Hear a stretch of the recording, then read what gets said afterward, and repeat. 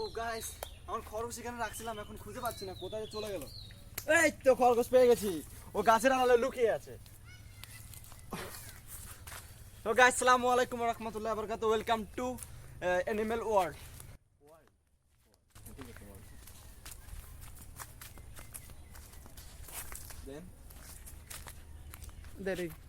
তো আমরা ওকে এমন একটা প্লেসে নিয়ে যাব যে জায়গায় ঘাস থাকবে।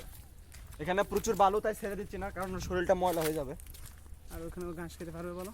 আরও যে জায়গায় ছাড়বো যেখানে ঘাস থাকবে, ওই যে ঘাসও যেন খাইতে পারে, ওই জন্য একটা ঘাস যেখানে আছে এরকম একটা প্লেস খুঁজতেছি। তো ওকে কি আমরা জঙ্গলে ছেড়ে দেবো? ছেড়ে দেওয়াটা কি ঠিক হবে? তো গাইস, এখানে ঘাস দেখতে পাচ্ছিলাম, ভাবলাম এখানে খরগোশটাকে ছেড়ে দিই, কিন্তু এখানে আবার ঘাসের সঙ্গে সঙ্গে কিছু কাটার গাছও আছে, তাই এখানে আর ছাড়বো না। বাগানে আমি খরগোশটাকে নিয়ে আসছি, চল।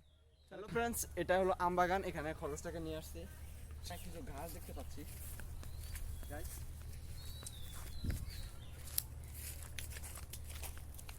এই পাশে একটু ঘন ঘাস দেখতে পাচ্ছি, এখানে খরগোশটাকে ছেড়ে দিব।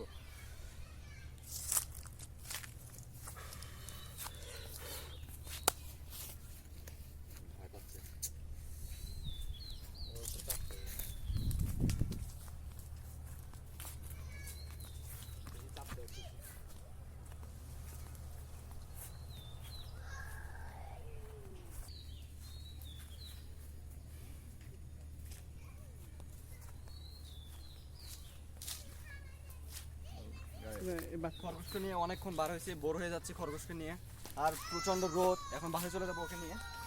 তো ও কিন্তু শুয়ে আছে। ভিডিও বানাতে নেই। ও আল্লাহ, ও একদম